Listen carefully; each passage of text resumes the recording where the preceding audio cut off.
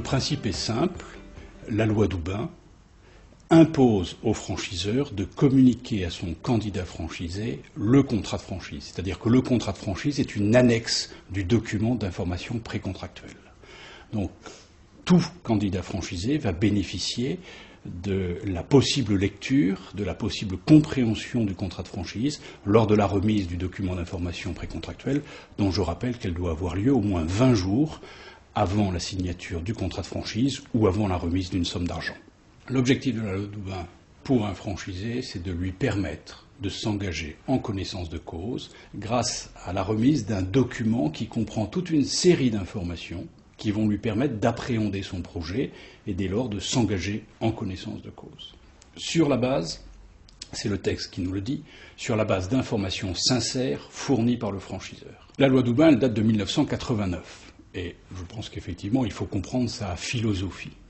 L'objectif, c'est d'éviter qu'un candidat franchisé qui a un vrai projet d'entreprise, et quand je parle de projet d'entreprise, ça va bien souvent au-delà, c'est un projet de vie, c'est un projet qui implique une famille entière, d'éviter donc qu'un candidat franchisé, sur un coup de cœur, sur un coin de table, se laisse embarquer dans un projet qui ne lui correspond pas. Donc à partir de là, deux possibilités, soit l'on réglemente le système, soit au contraire l'on permet à un candidat à la franchise d'avoir accès, avant tout engagement, à une information qui va lui permettre de s'engager en connaissance de cause. Et c'est cela le principe de la loi d'Oubin, faire en sorte qu'un candidat franchisé ne puisse pas partir à l'aventure sans avoir eu accès aux informations fondamentales pour qu'il sache bien ce à quoi il s'engage. N'ayons pas peur des mots. Avant 1989, il y a pu avoir des situations pas très normales, c'est-à-dire un peu de rapidité excessive dans la signature de contrats de franchise qui se sont soldés par des échecs. Pourquoi ? Parce que le candidat n'avait pas eu accès à toutes les informations lui permettant de s'engager en connaissance de cause. Et il faut bien comprendre que l'intérêt du franchiseur, comme celui des franchisés bien sûr, c'est de sélectionner les bonnes personnes qui ont le financement nécessaire, qui ont l'état d'esprit qui correspond au réseau, et pour cela il faut un temps de réflexion avec un accès à l'information.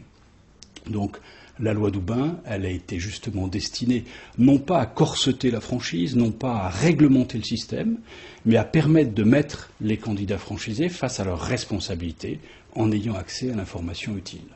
Souvent on dit que la loi d'Oubin est la loi qui s'applique à la franchise. C'est vrai, mais la loi d'Oubin ne s'applique pas qu'à la franchise, puisque deux conditions sont requises pour son application. La première, c'est qu'il y ait une exclusivité ou quasi-exclusivité. La seconde, c'est qu'il y ait mise à disposition d'une enseigne ou d'une marque. Et l'on voit bien que des systèmes tels que la concession, tels que la location-gérance, tels que ce que l'on appelle parfois les contrats de partenariat ou la commission-affiliation, regroupent ces deux conditions. La loi d'Oubin s'applique dès lors à tout système de distribution dans le cadre du commerce organisé.